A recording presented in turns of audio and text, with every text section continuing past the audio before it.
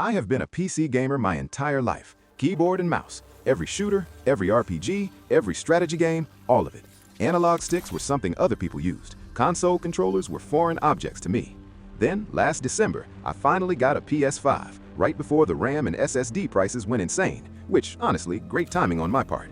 So when the Marathon Server Slam dropped, I jumped in, on console, with a controller, playing my first ever competitive PvPvE extraction shooter against AI bots that were built from pure concrete with aim assist that I had absolutely no idea how to actually use. It was, to put it gently, a disaster.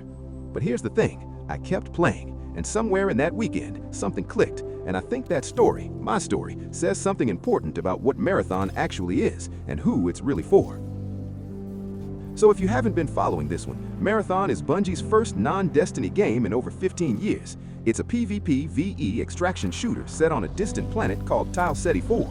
You drop in, loot gear, fight AI enemies and other players, and try to extract alive. Lose a run, lose your stuff. Bungie ran an alpha back in early 2025, and the reception was not great. The game got delayed almost a year. Arc Raiders, a competing extraction shooter from a studio nobody was really watching, launched and stole the spotlight, and the internet decided Marathon was cooked before it even had a chance to burn. Then came the Server Slam, 5 days, free to play, February 26th through March 2nd, and the question everyone was asking was simple: did Bungie actually fix it? Here's my take, and it's more complicated than either the haters or the believers want it to be. Going into the Server Slam, the narrative was pretty locked in. Bungie had already fumbled one public test. Sony took a massive financial hit, over $200 million in losses tied to Destiny 2 underperformance. The pressure on Marathon was enormous, and everyone could feel it. The gaming internet had already written the eulogy. And then, day one numbers dropped. 143,000 concurrent players on Steam alone. That doesn't count PS5. That doesn't count Xbox. For a game with Bungie's current reputation, that's honestly a better story than people are giving it credit for.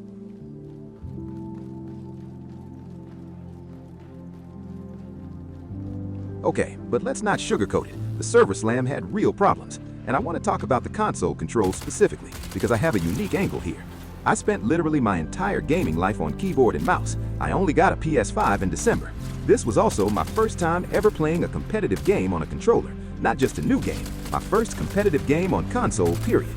So when I say the default controls felt wrong, I'm not some veteran controller player nitpicking sensitivity curves. I came in with zero bad habits, zero preconceptions about what console controls should feel like, a clean slate. And even I could tell something was off.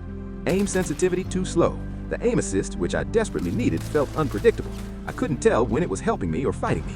The gun would swing and stutter in ways that felt like I was wrestling with the camera rather than playing a game. For a studio that basically invented the modern console shooter with Halo, that's a genuinely baffling first impression. But the controls weren't even my biggest frustration. That title goes to the health items. I was constantly running out, every single run. I'd take one bad fight with the AI, and by the way, these bots are tanks, especially for someone still figuring out aim assist, burn through my entire supply trying to deal with them, and then spend the rest of the run limping around half dead hoping I didn't run into a real player. I died more to mismanaging health resources than anything else. And here's my gripe, the items themselves aren't well explained for new players. What does this item actually do? How much does it heal? When should I use it versus hold it? The game doesn't tell you clearly. Veterans probably figure it out fast, but for a complete newcomer to the extraction genre, which I was, it felt like I was constantly making blind decisions with no information. That needs better in-game description, clearer labeling, something, because dying repeatedly to resource confusion isn't fun, it's just frustrating. The UI caught broader heat too, and for good reason. It's layered and dense, and the extraction shooter genre already demands a lot of mental bandwidth. When your interface makes finding basic information feel like a puzzle on top of that, you're stacking friction on top of friction. And time to kill. Feedback was completely split. Some loved the lethality, every engagement matters, no room for sloppiness. Others felt fireflights were over before they could even process what was happening. Bungie acknowledged this and said they're looking at changes. That at least tells you they're listening.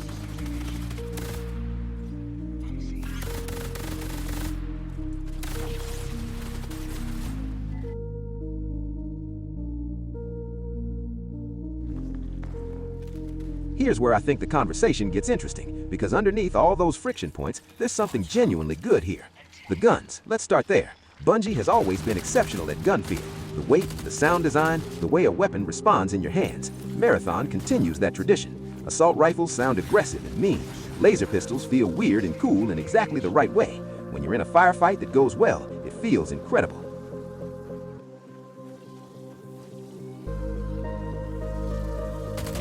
And the world. Marathon's art direction is unlike anything else in the shooter space right now.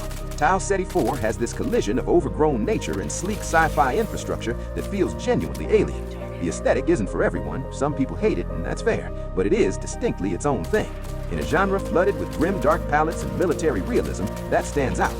But what really won me over was how the game opens up when you start learning it. I'll be honest, my first runs were genuinely bad, not rough around the edges bad. I mean, I was losing fights to single bots and burning through health items trying to finish them. I was playing my first extraction game on a controller with aim assist I didn't understand against AI enemies that absorbed more bullets than I expected. Every run ended with me either dead from a bot or dead from a real player I never even heard coming. And I almost quit. But I didn't. I kept adjusting settings, kept learning where things were on the map, kept paying attention to which direction the gunfire was coming from. And somewhere on day 2, it clicked. I started aiming better. Not great, but better. I started rationing health. I started moving with more purpose. I started running towards gunshots instead of hiding, because that's what Marathon rewards, aggression with information. That experience tracks with what Bungie itself said. The deeper players get into the progression, the more fun they have. That's a real insight, but it's also a design problem. If your game takes hours of dying confusingly before it reveals its value, you're going to lose most of your potential audience before they ever get there.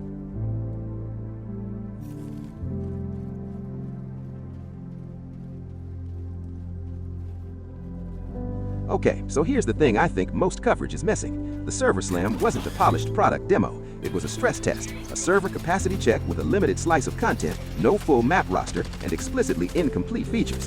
Bungie said this out loud, repeatedly, and yet people are reviewing it as if it were the full game. The real question the Server Slam answered is, does a compelling game exist somewhere inside Marathon? And I think the answer is yes. Not yes, it's perfect, not yes, it's ready, but yes, there is a core here. The gunplay is real. The world is real. The faction system and build depth have genuine potential. When a match goes the way it's supposed to go, a tense three-way encounter, a calculated extract, a lucky find that completely changes your loadout, it feels like nothing else in the genre.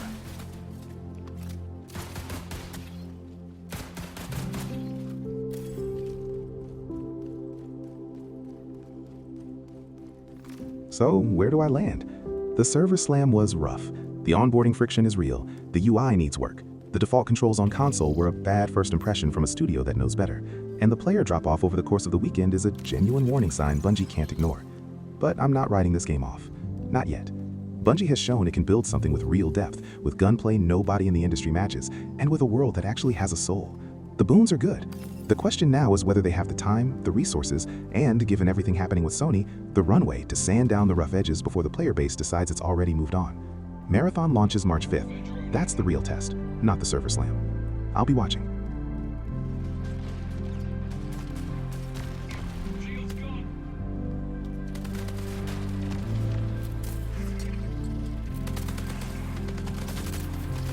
If you made it this far, you clearly care about where this genre is going, so hit subscribe if you want more takes like this. And drop a comment. Did you play the Server Slam?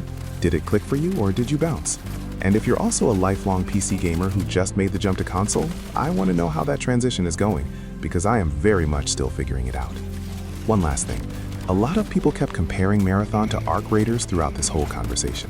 I haven't played Arc Raiders yet, but if this video does well, that is going to change, and you're going to get a full video on it. So if that's something you want to see, you know what to do. See you in the next one.